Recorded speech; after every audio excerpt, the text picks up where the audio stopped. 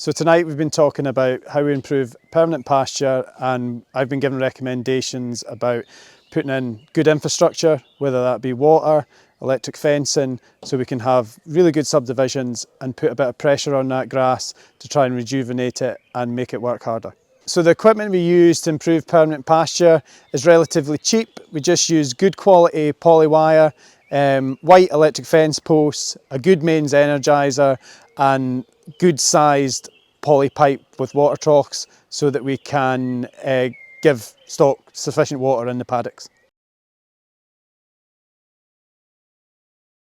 Okay, so I think forage is definitely enough to finish.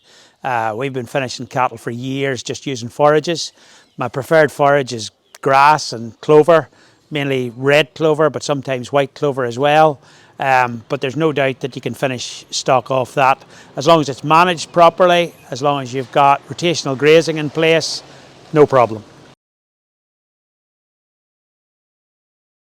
When you're choosing seeds, grass seeds to sow in your farm or forage seeds, you've got to start off with what exactly are you trying to achieve. So if we're trying to go for a cutting mixture, we go for a cutting mixture. If you're going to go for a grazing mixture, we go for a grazing mixture. The idea of a dual purpose mixture doesn't work for me. A dual purpose mixture is just a compromise between a really good grazing mix or a really good cutting mix.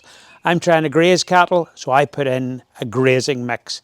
And I only use high sugar varieties because I'm trying to maximise my output from grass. So as far as timing is concerned, weather is such a major factor nowadays. We're getting either severe droughts in the spring or we're getting really wet periods. As far as timing is concerned, timing will affect the number of weeds that you get. So you've got to think about that. But you've got to be sort of sowing your grass seed to suit your system. So when do you want young grass in your system, or when can you afford to take land out of production to sow grass?